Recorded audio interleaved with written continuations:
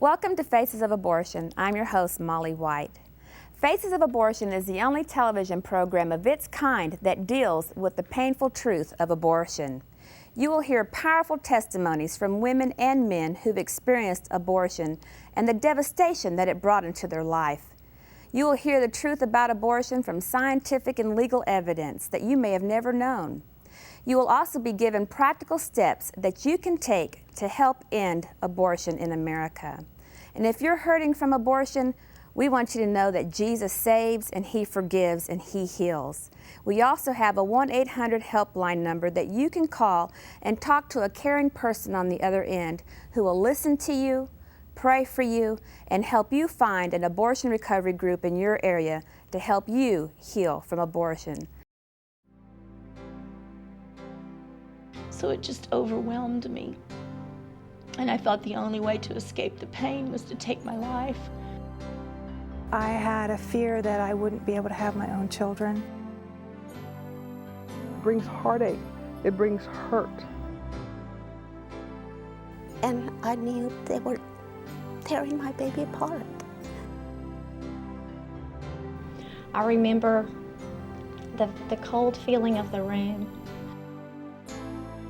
I remember laying there and I just said to myself that I will never forgive myself for what I'm doing. I believe that my life was spared that night just so that I could be here right now and say abortion hurts women.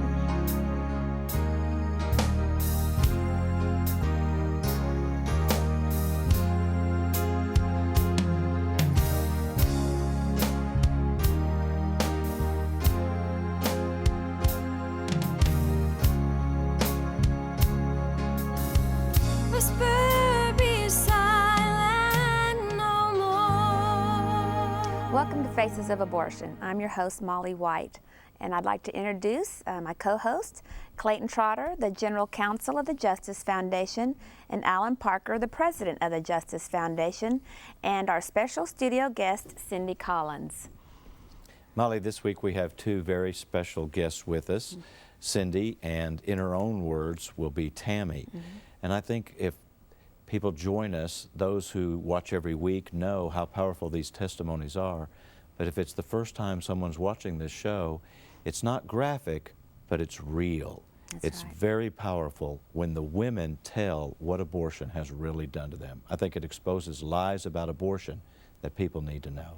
That's right, and here you're going to be listening to Tammy's testimony in her own words.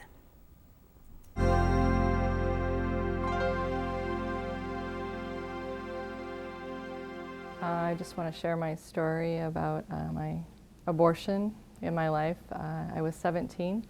I was a senior going into high school and thought everything was going to be a great senior year. And that summer I found out I was pregnant. And in my mind I felt I was going to keep the baby and everything be cool. I would marry the father, and he wasn't too prone to that idea. So I decided at that time to tell a parent, and I let my mother know, and she basically said, well, let's not tell anybody about this, but I'll take care of it. And so she basically arranged the whole thing for me, took me to a local abortionist, OBGYN, AKA, and took me in, paid the cash up front. And the day I went into the office, prepped me for the abortion, which would be the following day. I remember the abortionist asking me, do you want to go through with this? And I said, no, absolutely not. And he said, well, you need to go talk to your parent. And I felt like I was a frightened, trapped animal, almost just backed into a corner, not knowing what to do, where to go, who to turn to. So I just sort of threw my hands up and said, okay. I didn't know what to do, so I went through with it. The next day I did go back in. They prepped me, like I said, that day.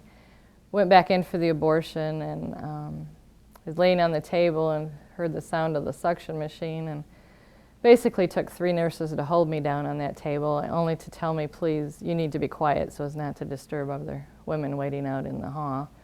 And I felt like my whole life had been sucked away from me at that point.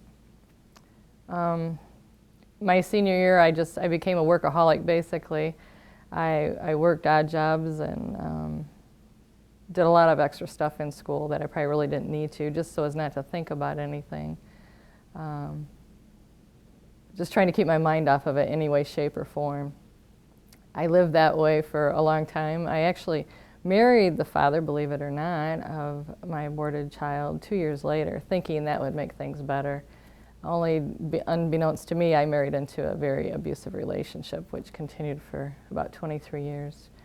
Through it all, I stayed in that abusive relationship, thinking I didn't deserve to be out of it, I didn't deserve better.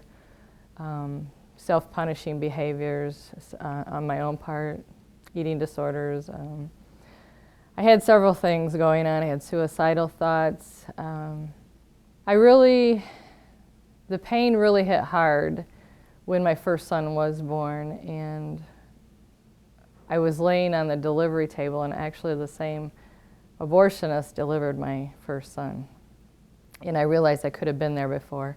So the next 6 months of my life were basically living hell on earth. I didn't know what to do. I had suicidal thoughts. I figured I might as well, be dead and just be with my aborted child. And there was other complications even down the road. I had gotten pregnant one more time and miscarried. I didn't know the physical effects that abortion would play on my life, I guess, in that respect.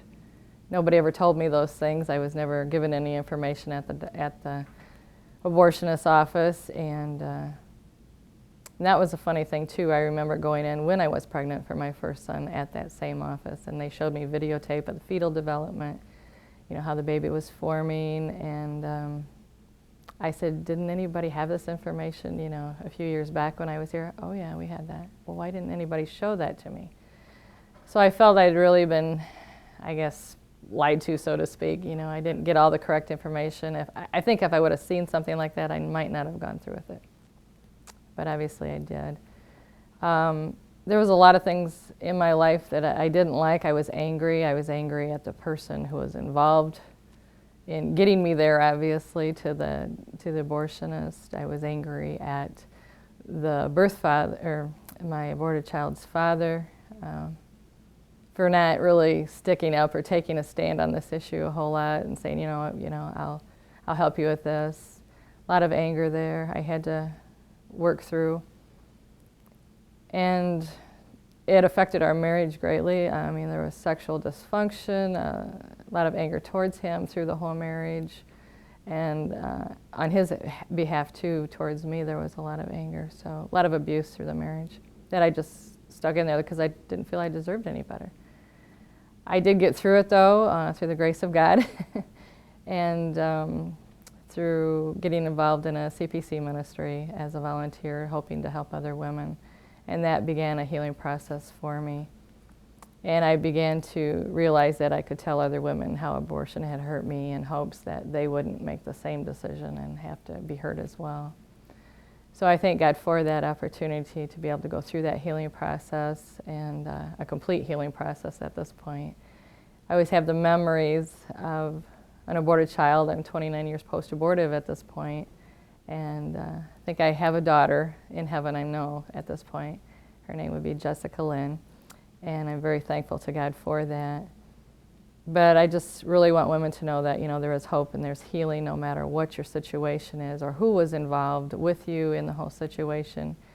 You can work through it, and you can get help, and there is hope.